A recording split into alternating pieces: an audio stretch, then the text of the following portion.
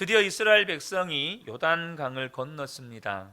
가나안 땅 족속들은 이스라엘 백성들이 요단강을 건너서 올 것이라는 생각을 못했던 것 같습니다. 여러분, 상식적으로 200만 명이 넘는 이스라엘 백성, 그것도 갓난아이부터 노인들까지 이 물이 불어있는 요단강을 건넌다는 것은 이게 말이 안 되는 이야기입니다. 혹시 건너더라도 정말로 오랜 시간이 걸릴 것이라고 생각을 하지 않겠습니까?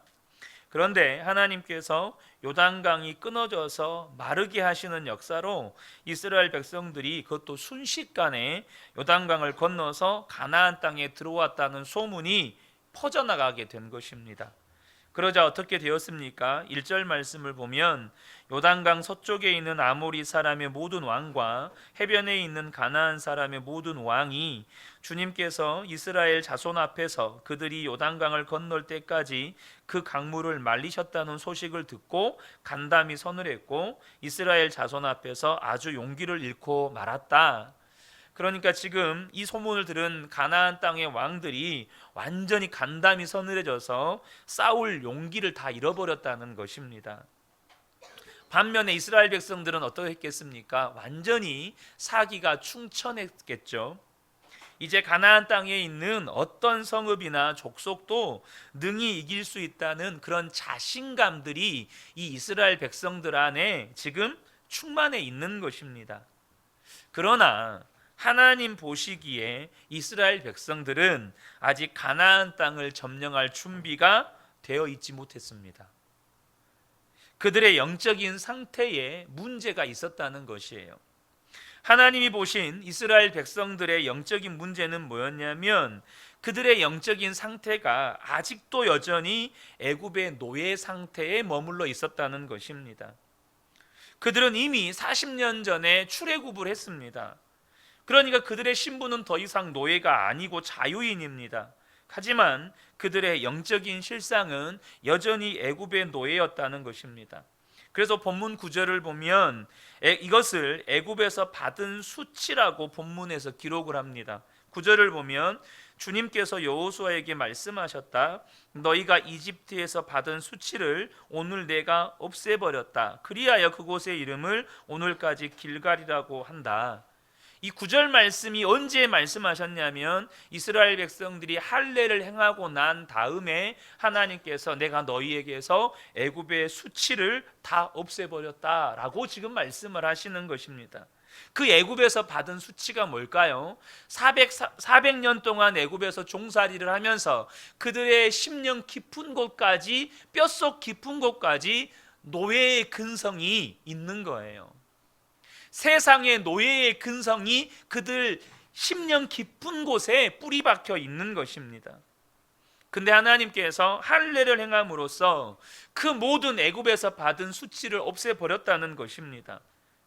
그래서 하나님께서 이스라엘 백성들에게 할례를 받으라고 하시는 거죠. 2절을 보면 그때 주님께서 지금 이스라엘 백성은 사기 충천에 있는 상태잖아요. 이제 들어가서 정복만 하면, 우리가 싸움만 하면 다 이긴다, 이런 상태였어요. 근데 주님이 하시는 명령은 뭐냐면 너희가 돌칼을 만들어 이스라엘 자손에게 다시 할례를 베풀어라. 할례에 대한 명령입니다. 여러분, 할례가 무엇을 의미합니까? 할례는 하나님의 백성이라는 상징적인 표시입니다. 너는 더 이상 애굽의 노예가 아니다. 너는 하나님의 소유고 하나님의 백성이다. 아브라함을 하나님이 택하시고 그렇게 하나님의 약속의 자녀를 삼으신 후에 아브라함에게 할례를 행하라고 말씀하셨죠. 너는 나의 백성이다. 이것의 상징적인 의미로 할례를 행하라고 하신 것이었습니다. 그리고 할례를 행한 다음에 또 한 가지를 명령하십니다. 출애굽할 때, 출애굽 직전에 이스라엘 백성들이 애굽에서 지켰던 유월절을 지키라는 것이었습니다. 10절 말씀이죠. 이스라엘 자손은 길갈에 진을 치고 그달 열 나흔 날의 저녁에 여리고 근방 평야에서 유월절을 지켰다. 여러분, 유월절이 무엇입니까? 하나님께서 애굽에서 이스라엘 백성들을 구원하실 때 10번째 재앙을 내리셨죠. 근데 그 10번째 재앙을 누구만 벗어납니까? 어린 양의 피로 문설주와 문지방에다가 이렇게 바른 이스라엘 백성들에게만 죽음의 신이, 죽음의 천사가 그것을 보고 이렇게 건너갔다고 해서 그 죽음에서 건진받은 날을 기념하여 유월절을 지키는 것입니다. 그것은 무슨 의미입니까? 너희는 내 백성이라는 겁니다. 내가 구원한 내 백성이라는 뜻입니다. 그 사실을 40년 뒤에 가나안 땅에서 유월절을 지키면서 다시 분명하게 확인시켜 주시는 겁니다. 하나님께서 할례를 행하게 하시고 유월절을 지키게 하신 것은 이스라엘 백성들이 더 이상 노예라는 생각에 갇혀 있지 않게 하시려는 데 있다는 것입니다. 너희는 하나님의 자녀고 너희는 하나님의 택한 백성이고 너희는 구원받은 자라고 하는 분명한 믿음을 이 다시 한번 여리고성 정복 전쟁을 나서기에 앞서서 그들에게 심어 주시려는 데 있었다는 겁니다. 자, 그런데 이 이스라엘 백성들의 영적 상태, 왜 하나님이 할례를 행하라고 하셨습니까? 왜 유월절을 다시 지키라고 했겠습니까? 그들의 믿음이 불완전한 상태인 거예요. 여전히 그들의 영적인 상태는 노예 상태에 머물러 있었던 것입니다.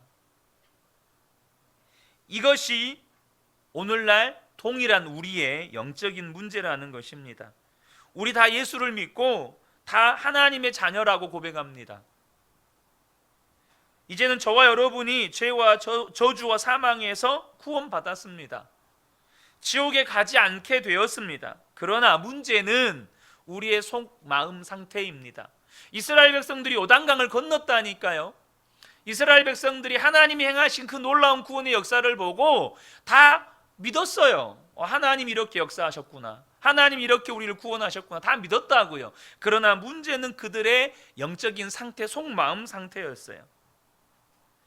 우리가 분명히 예수 믿고 세례받고 구원받았지만 우리의 생각과 마음은 여전히 세상 사람들과 다를 바가 없다는 겁니다. 이기적이고 자기중심적이고 욕심도 많고 돈 좋아하고 세상에서 그저 성공하고 편하게 사는 것이 전부인지 알고 끊임없이 서로 다투고 또 때로는 열등감 속에, 두려움 속에, 염려 속에 살아갑니다. 우리의 마음의 중심이 그럴 때 주님은 절대 우리를 통해서 하나님의 약속을 이루실 수가 없는 것입니다. 이스라엘 백성들이 가나안 땅에 들어가서 정말로 그들이 싸워야 할 진짜 적은 가나안 족속이 아니라 그들 자신이었습니다. 분명히 하나님의 백성이고 자유인이 되었는데 조금만 문제나 어려움이 생겨도 끊임없이 좌절하고 낙심하고 두려워하면서 여전히 이 땅의 문제 때문에 그 문제에 묶여서 노예처럼 살아갑니다. 문제는 우리의 속마음 안에 그 문제 때문에 망하게 될 것이다. 돈이 없어서 나는 실패했다. 내가 성공하지 못해서 나는 실패자다. 내가 좋은 직장을 가지 못해서, 좋은 배우자를 만나서 결혼하지 못해서 내 인생이 지금 패배자의 모습이어서 나는 실패자다. 이런 믿음이 있다는 거예요. 노예 근성이 여전히 있다는 겁니다.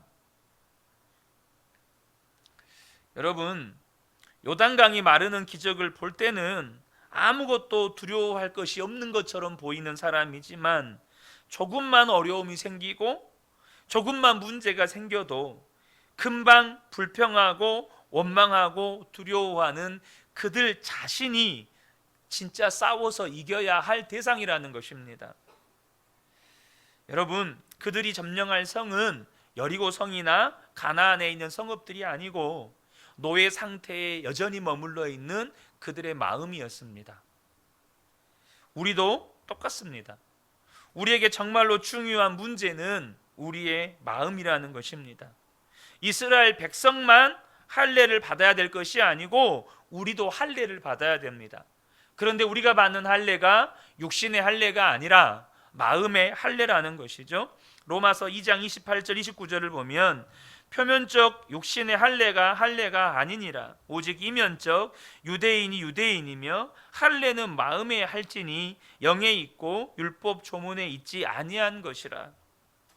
여러분, 우리가 정말로 받아야 할 할례가 무엇일까요? 우리의 마음이 바뀌는 겁니다. 우리 안에 있는 근본적인 믿음이 바뀌는 거예요.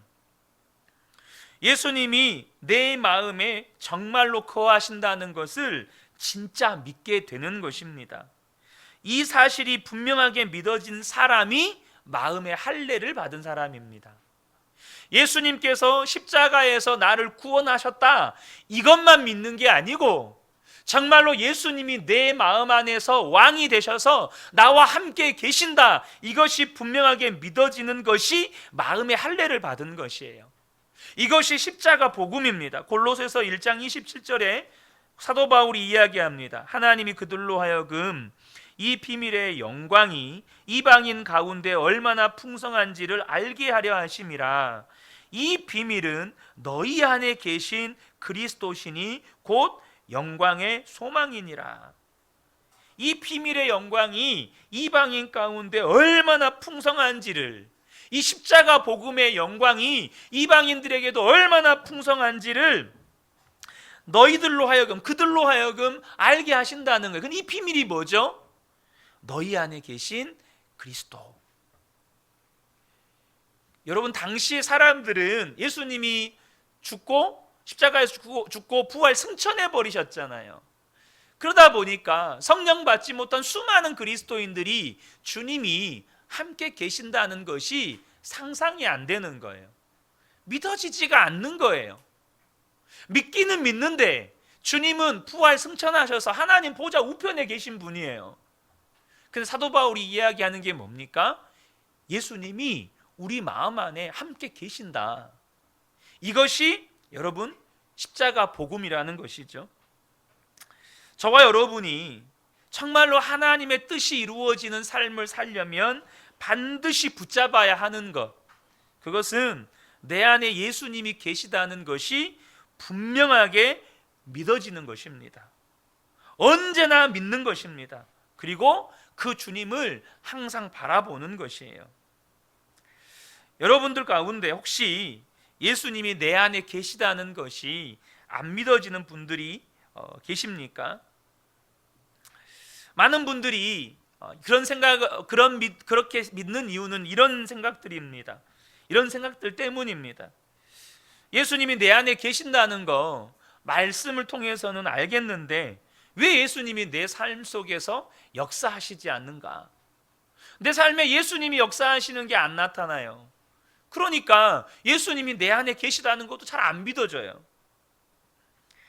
그래서 믿음이 흔들리는 거죠. 왜 예수님께서 나의 가정 안에서 혹은 직장이나 학교에서 역사해 주지 않으시는 걸까요? 여러분 아셔야 합니다. 역사를 안 하시는 게 아니고 역사를 못 하시는 겁니다.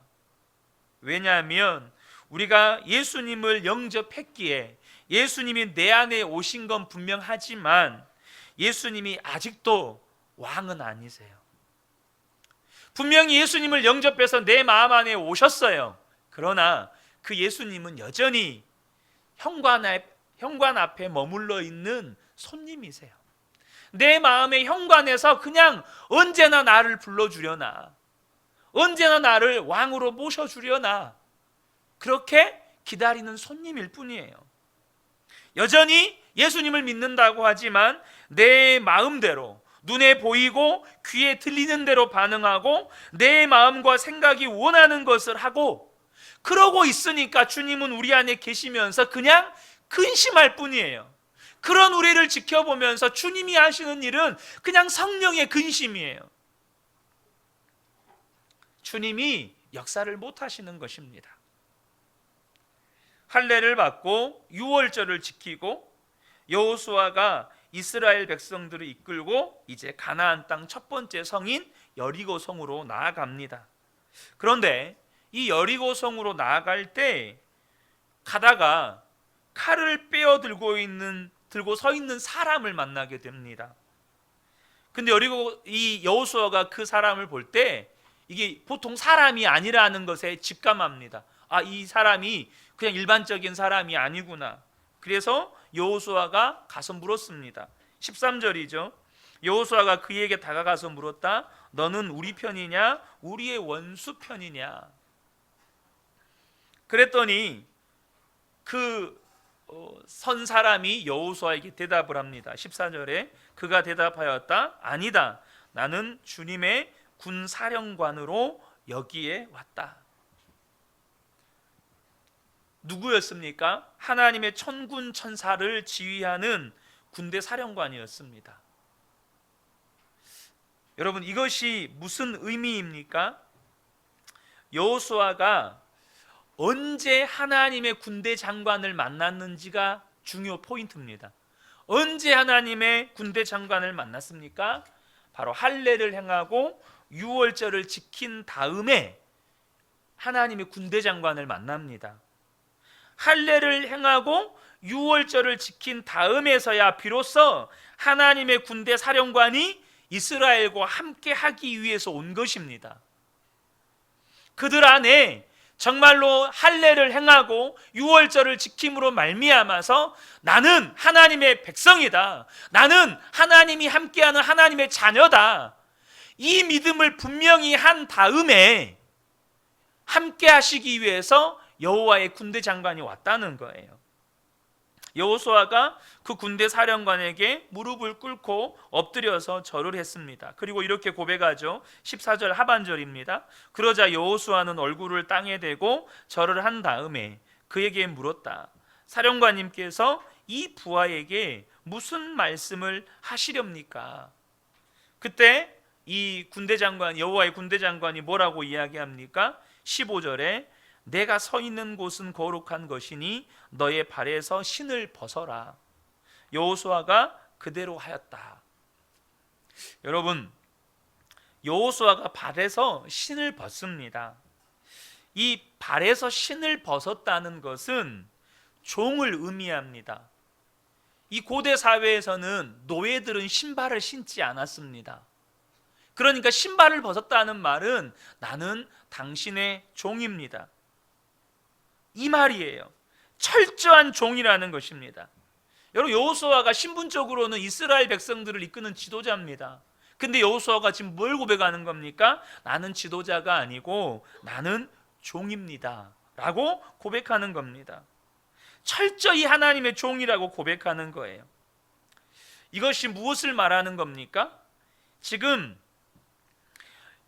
여호수아가 사령관님께서는 내게 무슨 말씀을 하시렵니까? 무슨 말씀을 내게 하시렵니까? 이 말을 했을 때, 이 질문을 했을 때 이 여호와의 군대 장관이 여호수아에게 먼저 요구했던 게 있어요. 네 발에서 신을 벗어라.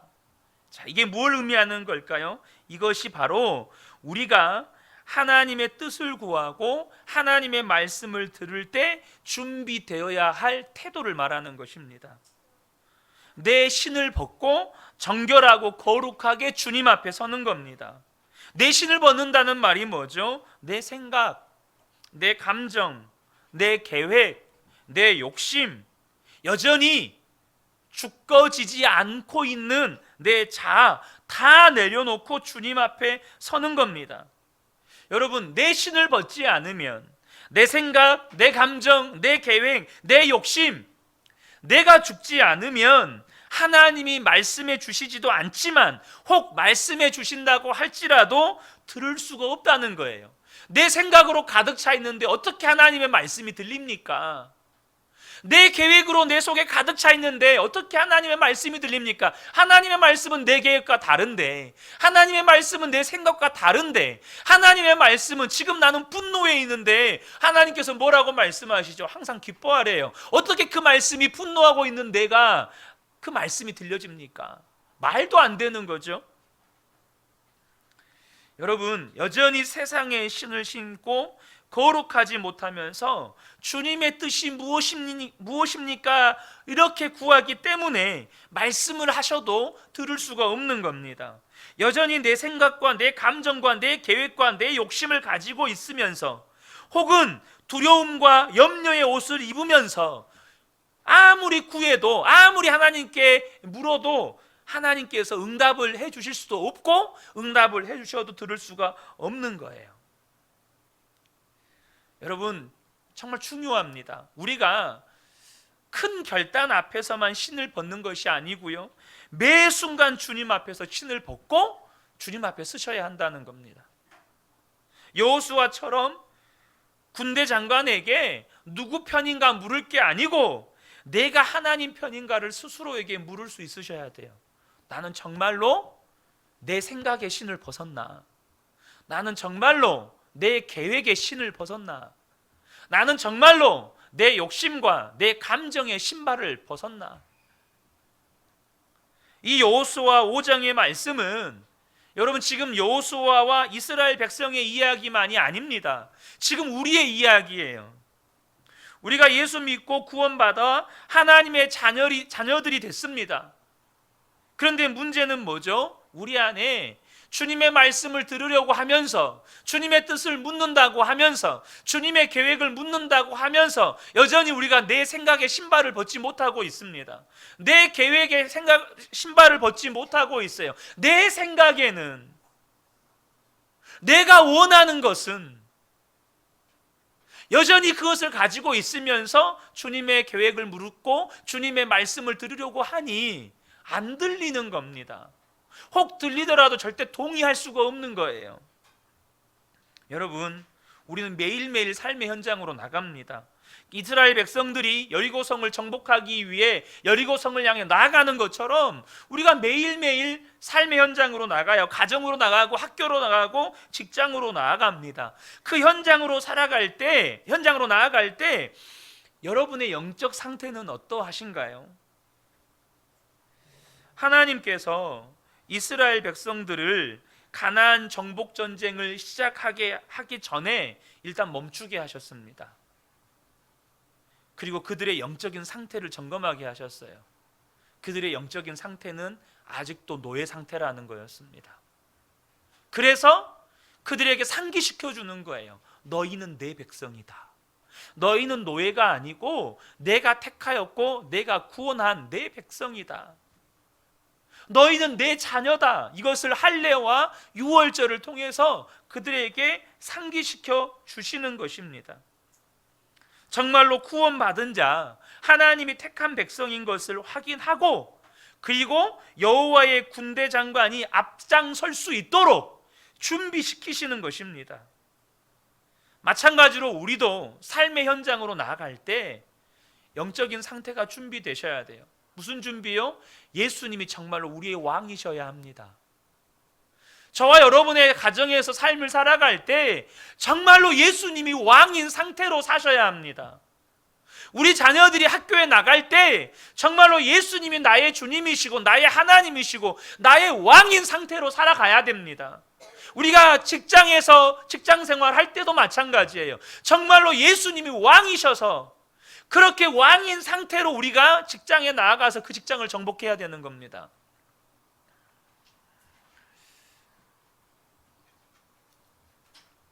저와 여러분이 정말로 그 준비가 필요하다는 것입니다.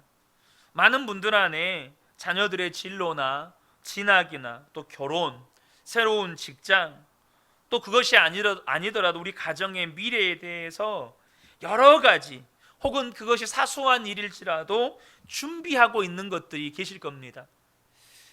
그런데 저와 여러분이 무엇을 준비하든지 간에 먼저 점검해야 할 것이 있다는 거예요.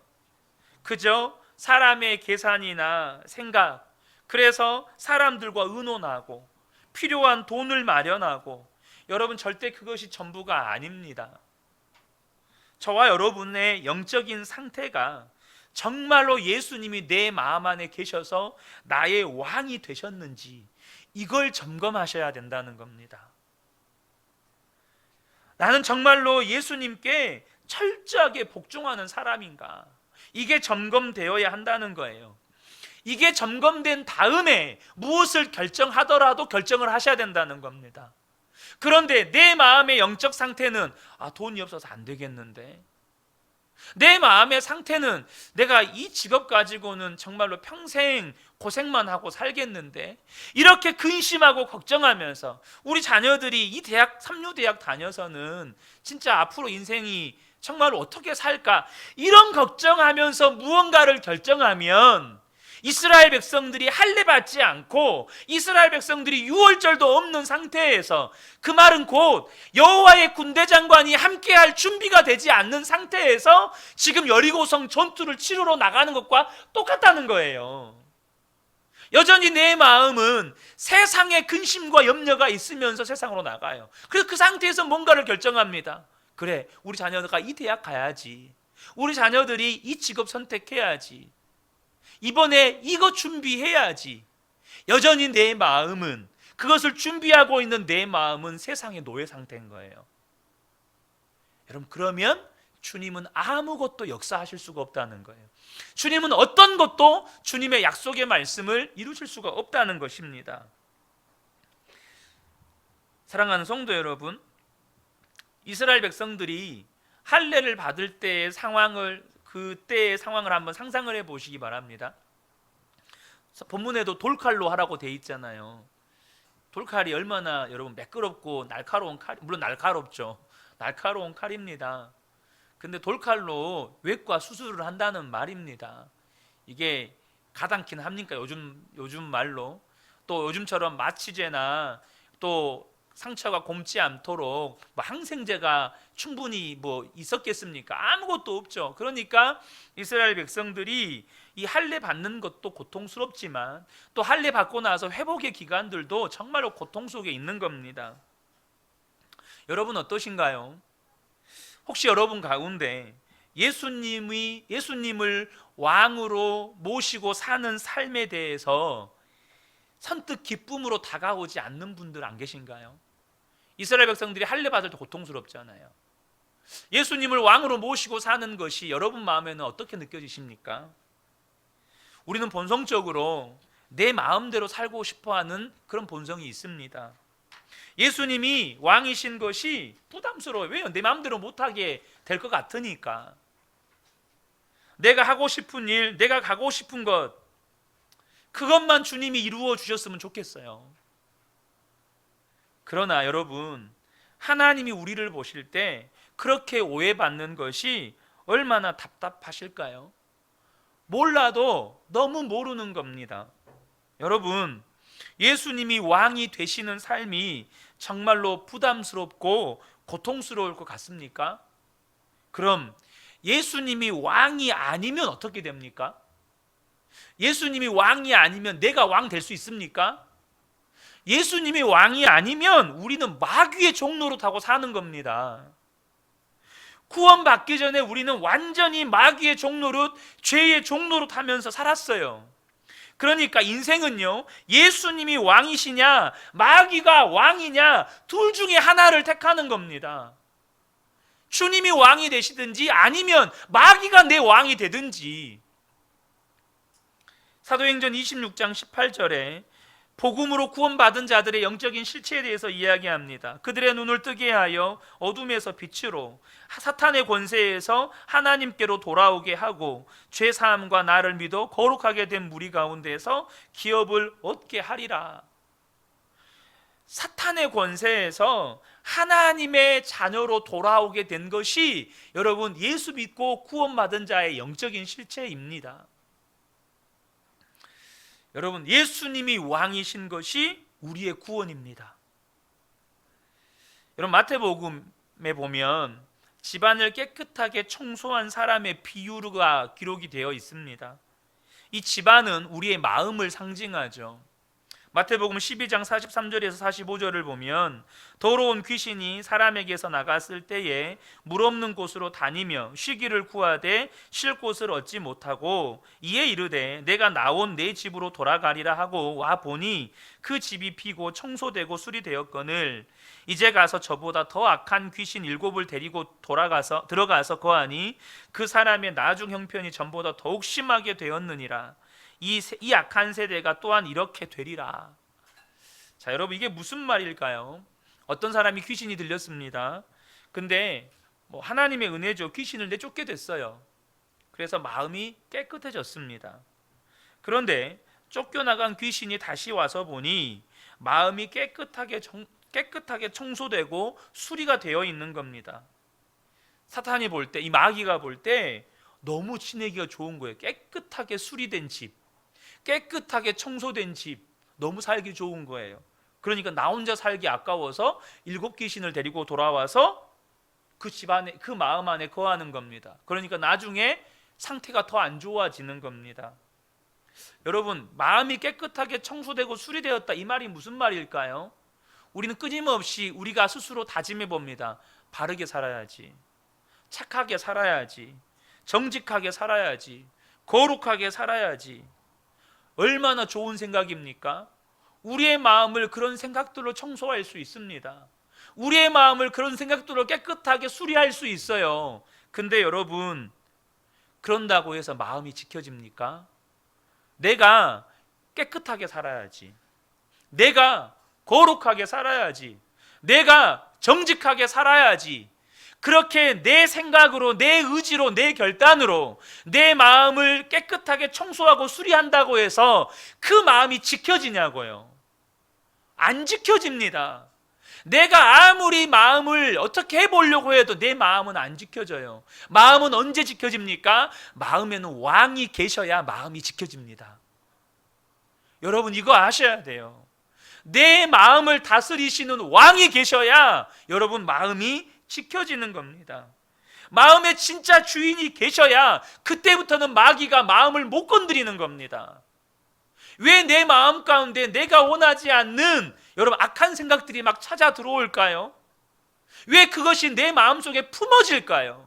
어떤 분노의 감정이나 혹은 어떤 절망의 감정이나 혹은 어떤 좌절하는 마음, 낙심하는 마음, 증오하는 마음이 왜 계속해서 내 마음 안에 품어질까요? 그것은 예수님이 마음의 주인이 되지 못했기 때문입니다. 예수님이 내 마음의 왕이 되지 못했기 때문입니다. 여러분, 분노의 감정을 계속해서 품기 원하는 성도가 어디 있습니까?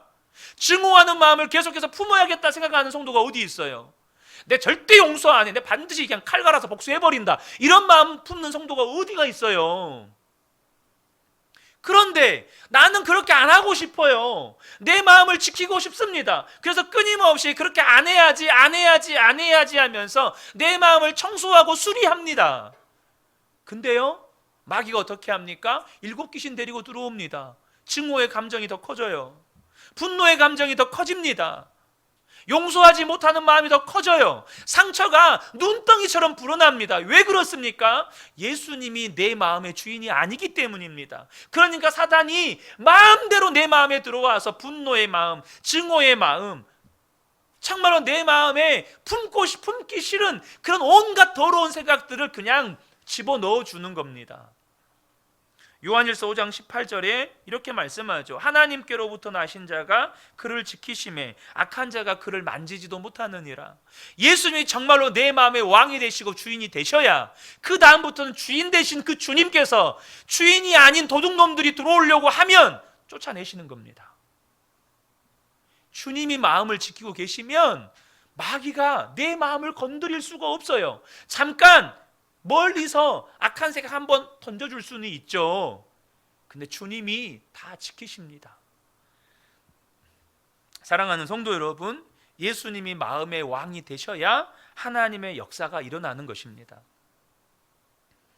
예수님께서 부활 승천하시면서 제자들에게 뭘 말씀하셨죠? 기다리라는 거예요. 뭘요? 성령이 오실 때까지 기다리라는 것이었습니다. 그들이 기다렸어요. 성령 받았습니다. 그러니까 나가서 복음을 전할 수 있게 된 것입니다. 우리 안에 예수님이 왕 되심이 먼저 준비되어야 한다는 겁니다. 예수님이 나의 왕 되시고 철저하게 복종하고 사는 것, 이것이 우리의 구원입니다. 여호수아가 하나님의 군대 사령관을 만나고 그 앞에 무릎을 꿇었습니다. 그것이 여호수아에게 구원이었습니다. 여러분, 여호수아에게 믿음이 생겼지만, 우리 여호수아 1장 말씀 나눴잖아요. 여호수아에게 믿음이 생겼어요. 그럼에도 불구하고 여러분, 200만의 사람들을 데리고 정복전쟁을 치러야 한다는 게 부담이에요, 안 부담이에요? 엄청난 부담이죠. 여러분, 전쟁을 치르는 겁니다. 목숨을 여러분 책임져야 되는 위치에 있는 겁니다. 어린아이부터 노년들까지 다 데리고 200만 명 데리고 여러분 칼과 창을 맞대고 싸워야 되는 겁니다. 얼마나 두렵겠어요. 저는 개척교회 하는 것도 두려운데 제가 개척교회 시작할 때 제 마음 안에 얼마나 많은 두려움이 있었는지 몰라요. 하물며 200만 명 이끌면서 전쟁을 치러야 됩니다. 근데 여호와의 군대 장관이 이제는 여호수아를 이끌어 갑니다. 어땠을까요? 여호수아의 마음이 기뻤을까요? 하나님이 나의 주인 되심 때문에 힘들었을까요? 얼마나 그 무거운 짐을 주님 앞에 내어드리는 것 때문에 기쁘고 행복했겠어요. 와, 이제는 됐다. 내가 이 전쟁 내가 책임 안 져도 된다. 주님께만 다 맡기면 된다. 나는 따라가기만 하면 된다. 얼마나 그것이 여호수아 안의 기쁨이었겠어요. 여호와의 군대 장관이 함께해서 이끌어 간다는 것이. 사랑하는 성도 여러분, 저와 여러분 안에, 우리 안에 계신 예수님, 그분이 왕 되심을 분명하게 하는 것이 구원이 실제로 우리의 삶에 이루어지는 핵심입니다. 이스라엘 백성이 가나안 땅에 들어갔을 때 만나가 그쳤습니다. 광야 40년 동안 매일 만나를 먹었죠. 근데 이 만나가 그쳤어요. 이제는 그들이 농사를 지어서 곡식을 먹어야 했습니다. 광야에서는 구름 기둥과 불 기둥으로 하나님께서 인도해 주셨어요. 근데 이제는 구름 기둥, 불 기둥도 없어졌습니다. 그 말은 그들은 이제 하나님의 말씀에 귀를 기울여 순종함으로 나가야 한다는 말입니다. 가나안 땅에 들어가서 스스로 농사를 지어야 하고, 스스로 하나님의 말씀에 순종해서 칼과 창을 들고 나가서 가나안 족속들과 싸워야 합니다. 이것은 우리도 마찬가지입니다. 이스라엘 백성들에게 더 이상 하나님이 기적으로 그들을 만나주지 않으셨습니다. 이제는 그들 스스로가 하나님의 말씀에 귀를 기울이고 오직 순종함으로 믿음의 걸음을 걸어야 하는 거예요. 우리도 똑같다는 겁니다. 저와 여러분 안에 주님, 제가 순종하겠습니다. 주님이 나의 왕이십니다. 이제는 주님이 나와 함께 계신 것을 반드시 기억하며 살겠습니다. 이렇게 가야 된다는 겁니다. 하나님께서 이스라엘 백성들에게 가나안 땅을 정복하게 하신 것은 그냥 가나안 땅을 이스라엘 백성들에게 주려고 하심이 아니었습니다. 그냥 단순히 가나안 땅을 이스라엘 백성들에게 주는 것이 목적이었다면 홍해를 가르시고 요단강을 말리신 것처럼 그냥 한순간에 소돔과 고모라에 있는 사람들 멸망시키듯이 가나안 땅에 있는 족속들을 한순간에 멸망시켜버리면 됩니다. 가나안 땅을 주시는 것이 목적이었다면. 근데 그게 목적이 아니었습니다. 하나님의 목적은 뭐였냐면 이 가나안 땅에 있는 사람들에게 하나님이 진짜로 하나님이신 것과 이스라엘 백성들이 진짜로 하나님을 경외하는 백성인 것을 보여주고 싶으셨습니다. 여호수아 4장 24절입니다. 이는 땅의 모든 백성에게 여호와의 손이 강하신 것을 알게 하며 너희가 너희 하나님 여호와를 항상 경외하게 하려 하심이라 하라.